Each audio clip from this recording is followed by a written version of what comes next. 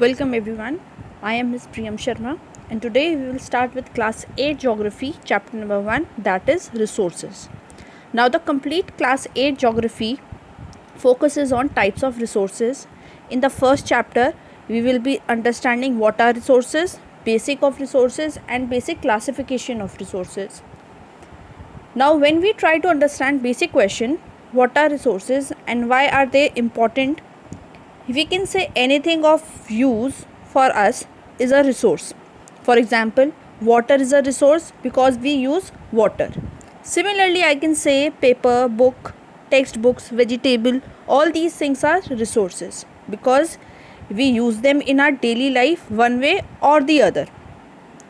Now comes types of resources. There are three types of resources: natural resource, human made resource and human resource. Now let's start with natural resource. Natural resource, as the name derives, as we can understand by the name, natural resource are those resources which are derived, which are taken, drawn from the nature, and we use it without any modification. Like air we breathe, it is a resource, it is a natural resource and we use it without any modification. Then comes human made resource. Human made resources are those resources when we take natural resources and modify them as per our usage, how we have to use and what all things we can use which we take from nature and make it usable. That are human made resources. Like we take wood from nature, wood is natural resource, and then if we cut it and make it into a table is a man made resource, human made resource. Now human resource, we people are human resource. We are also considered as resource because of our skills and our knowledge, we make natural resource into human resource, human made resource, and make it usable and how to use it and add value to the things. Now on the basis of the development, resources are classified as actual resource and potential resource. Actual resource are those resources whose quantity is known, whose quantity we know, that how much quantity it is available. Like dark soil in Deccan Plateau in Maharashtra. Now comes potential resource.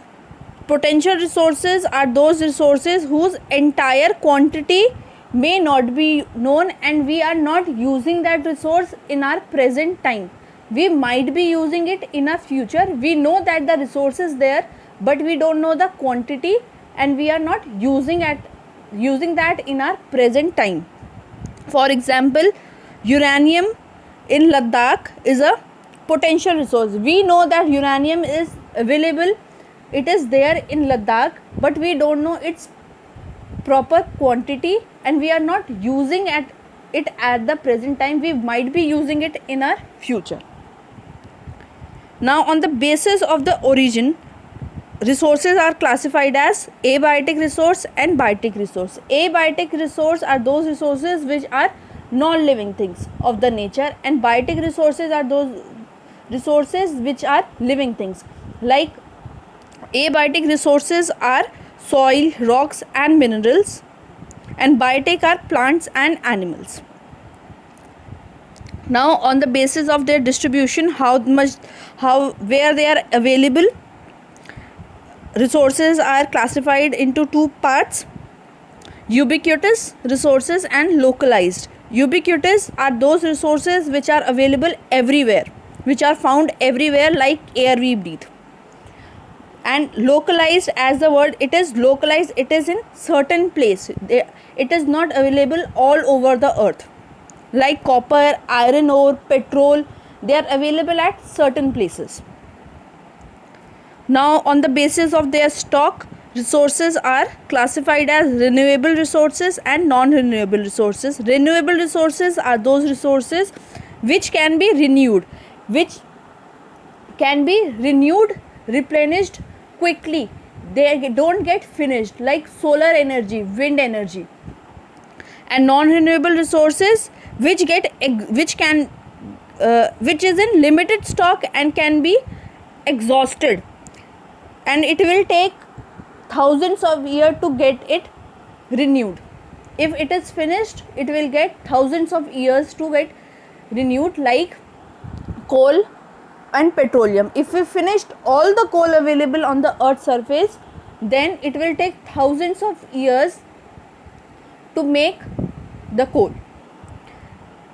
That's all for today's class. Thank you so much.